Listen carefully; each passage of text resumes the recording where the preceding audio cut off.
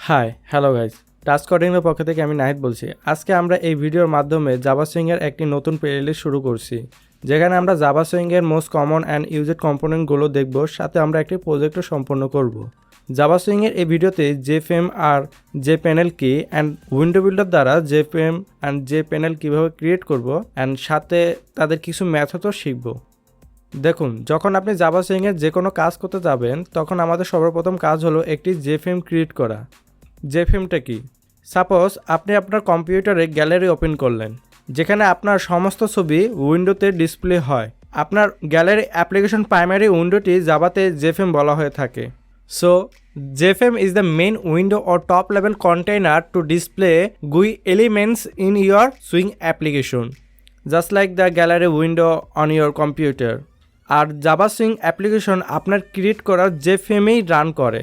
ওকে, ঠিক আছে, but JFM এমনভাবে কাজ করে না যে আমরা একটি জেএফএম ক্রিয়েট করে সরাসরি আমাদের এলিমেন্টগুলো অর্গানাইজভাবে শো করলাম, যেমনটা গ্যালারি অ্যাপ্লিকেশনে আমাদের ছবিগুলো অর্গানাইজভাবে শো করছে। না, এমনভাবে জাভা সুইংয়ের ক্লাসগুলো কাজ করে না। আপনাকে জেএফএম এর মধ্যে একটি ইনার সেকশন ক্রিয়েট করতে হবে, যাতে আপনি আপনার কম্পোনেন্ট বা এলিমেন্টগুলো অর্গানাইজভাবে সাজাতে পারেন। আর এই ইনার সেকশনকে জেপ্যানেল বলে থাকি। সো জাভা প্রজেক্টে জেএফএম অ্যান্ড জেপ্যানেল এই দুটি একটি ক্লাস, অ্যান্ড এই দুটি ক্লাসই জাভা অ্যাবস্ট্রাক্ট উইন্ডো টুলকিট ক্লাসকে ইনহেরিট করে। সো এই ছিল ওভারঅল জেএফএম অ্যান্ড জেপ্যানেল। তো চলুন শুরু করি প্র্যাকটিক্যাল। ওইখানে আমি জেএফএম অ্যান্ড জেপ্যানেল কীভাবে উইন্ডো বিল্ডার দ্বারা ক্রিয়েট করতে হয় অ্যান্ড তাদের মেথডগুলো এক্সপ্লোর করব। তো চলুন শুরু করি প্র্যাকটিক্যাল। ওকে, প্র্যাকটিস সেকশনে আমি আমার ইক্লিপস ওপেন করে নিয়েছি। ফার্স্টে আমাদের একটি জাভা প্রজেক্ট ক্রিয়েট করতে হবে, দেন আমরা জেএফএম ফাইল ক্রিয়েট করব। সো প্রজেক্ট ক্রিয়েট করার জন্য প্যাকেজ এক্সপ্লোরে রাইট বাটন ক্লিক করব, দেন নিউ জাভা প্রজেক্ট, দেন প্রজেক্টের একটা নাম দিতে হবে। আমি প্রজেক্টের নাম দিচ্ছি ডিজাইন, দেন ফিনিশ।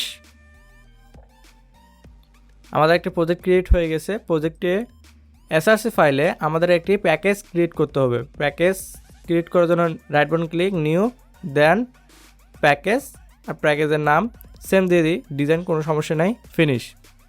ওকে, আমাদের এই প্যাকেজের মধ্যে একটি জেএফএম ফাইল ক্রিয়েট করতে হবে। সো জেএফএম ফাইল ক্রিয়েট করার জন্য রাইট বাটন ক্লিক, নিউ, দেন আদার্স, এরপর উইন্ডো বিল্ডারের সুইং ডিজাইনারে জেএফএম সিলেক্ট করে নেক্সট, দেন ফাইলের নাম দেবো। ফাইলের নাম দিচ্ছে হোম পেজ,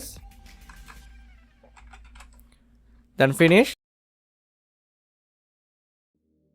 ওকে, উইন্ডো বিল্ডার আমাদের একটি জেএফএম প্রোগ্রাম ক্রিয়েট করে দেবে। আচ্ছা, এই প্রোগ্রামটি জেএফএম আমরা তা বুঝবো কিভাবে? তার জন্য আমাদের প্রোগ্রামে কি ইন্ডিকেটরটা খেয়াল করতে হবে। ফার্স্টে আমাদের ক্লাসটি জেএফএম ক্লাস এক্সটেন্স করছে, দেন জেএফএম এর কিছু মেথড ইউজ করছে, তাতে আমরা বুঝতে পারি এটি জেএফএম প্রোগ্রাম। তো আমরা এই প্রোগ্রামটি একটু পরে এক্সপ্লোর করব। তার আগে আমরা নিচে দুটি অপশন দেখতে পাচ্ছি, একটি সোর্স আর সেকেন্ডটি ডিজাইন প্যানেল। আমরা ডিজাইন প্যানেলে ক্লিক করি। ওকে, ডিজাইন প্যানেল ওপেন হওয়ার পরে আমরা ডিজাইন প্যানেলে কিছু সেকশন দেখতে পাবো। ফার্স্টে আমরা একটি উইন্ডো দেখতে পাচ্ছি। এই উইন্ডোটি আমাদের জেএফএম বা আমাদের অ্যাপ্লিকেশন, অ্যান্ড এই হোয়াইট স্পেসটি আমাদের ডিজাইন ভিউ। যেখান থেকে যে হোয়াইট স্পেসটি দেখতে পাচ্ছে, এটা আমাদের ডিজাইন ভিউ সেকশন বলে।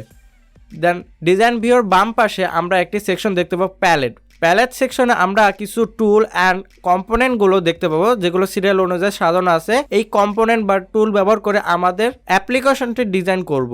আর এগুলো টুল অ্যান্ড কম্পোনেন্টগুলো সামনে ভিডিওগুলোতে শিখবো। ওকে, তারপর আমাদের প্যালেট সেকশনের বাম পাশে দুটি সেকশন দেখতে পাচ্ছি। ফার্স্টে কম্পোনেন্ট সেকশন, সেকেন্ডে প্রপার্টি সেকশন। কম্পোনেন্ট সেকশনে আমরা আমাদের অ্যাপ্লিকেশন কী কী কম্পোনেন্টগুলো ইউজ হয়েছে তা সিরিয়াল অনুযায়ী দেখতে পাবো। ফার্স্টে আমাদের এখানে জেএফএম মানে আমাদের পুরা অ্যাপ্লিকেশনটি। দেখুন, কম্পোনেন্টে ক্লিক করার পর আমাদের কম্পোনেন্ট বা জেএফএমটি হাইলাইট হয়েছে। অ্যান্ড সেকেন্ডে আমাদের জেপ্যানেল। অ্যান্ড আপনি কম্পোনেন্ট সেকশনে আপনার ইউজ করা কম্পোনেন্টে ক্লিক করলে প্রপার্টি সেকশনে কম্পোনেন্টের ক্লাসে এডিটেবল ভেরিয়েবলগুলো প্রপার্টি সেকশনে দেখতে পাবো। প্রপার্টি মানে অ্যাট্রিবিউট, অ্যান্ড আমরা জানি কোনো ক্লাসে ভেরিয়েবলকে অ্যাট্রিবিউট বলা হয়ে থাকে। সো এইগুলো আমাদের ক্লাসে ভেরিয়েবল, অ্যান্ড এই প্রপার্টিতে আমাদের ক্লাসের ভেরিয়েবলগুলোকে এডিট করার অপশন দেওয়া থাকে। যেমন এখানে রয়েছে ব্যাকগ্রাউন্ড। ব্যাকগ্রাউন্ড মিনস এখানে আমি ক্লিক করে আমি আমাদের যে প্যানেলে ব্যাকগ্রাউন্ডটি চেঞ্জ করতে পারবো। সো এখানে হোয়াইট সিলেক্ট করা আছে, যেরকম আমি এখানে ক্লিক করলে আমাদের আরও অনেক কালার প্যানেলগুলো আসবে। তো আমি এখানে যে কোনো একটি সিলেক্ট করছি, যেমন এখানে এই কালারটি আমি সিলেক্ট করছি, দেন ওকে। আরও কালার অপশন আছে, যেরকম এখানে আছে, দেখেন এগুলো ট্যাবগুলো আপনি ইউজ করে দেখতে পারবেন, এগুলো ট্যাব আছে। আমি জাস্ট এই কালারটি সিলেক্ট করছি দেখানোর জন্য, ওকেতে ক্লিক করব।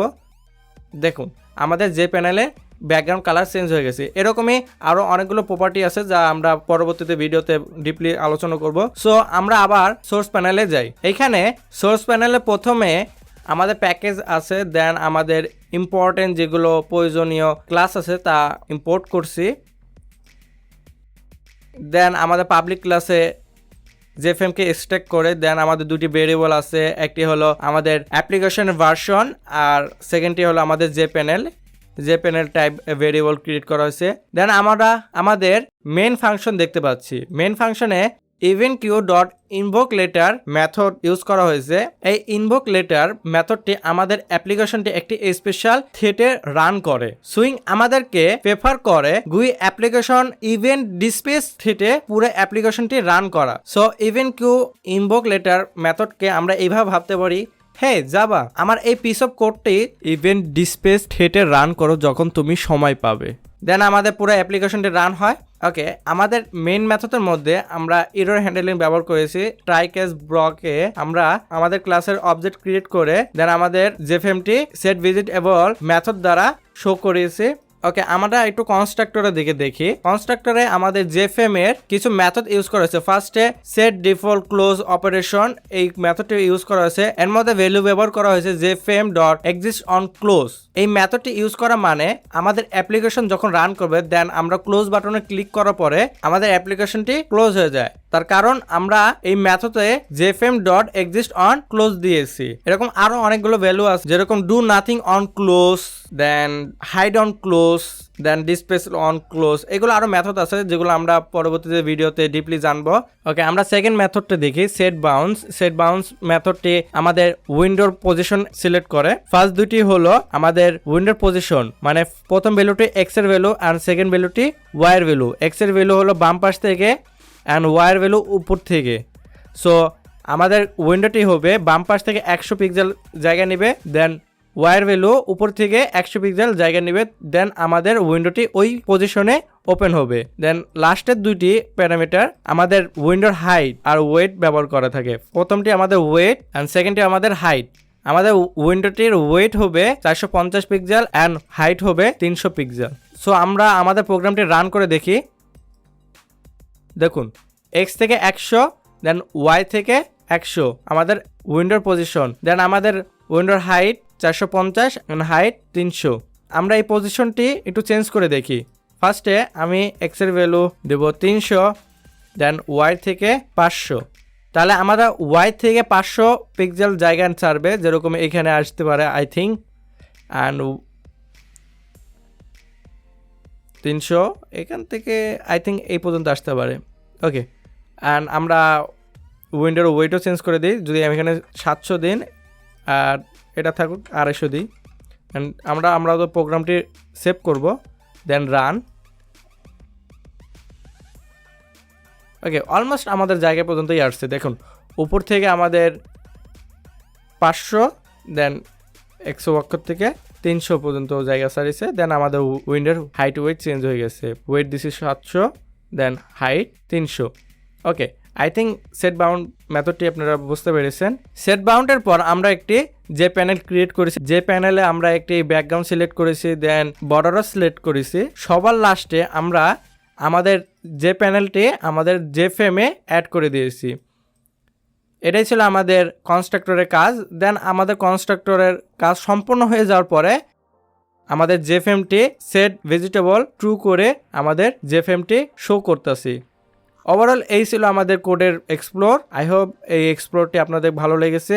আই থিঙ্ক সবারই এখানে আর কোনো কনফিউশন থাকবে না। সো নেক্সট ভিডিওতে আমরা একটি কম্পোনেন্ট আর লেআউট সম্পর্কে জানবো। তো ততক্ষণ পর্যন্ত আপনারা ভালো থাকবেন, সুস্থ থাকবেন। আল্লাহ হাফেজ।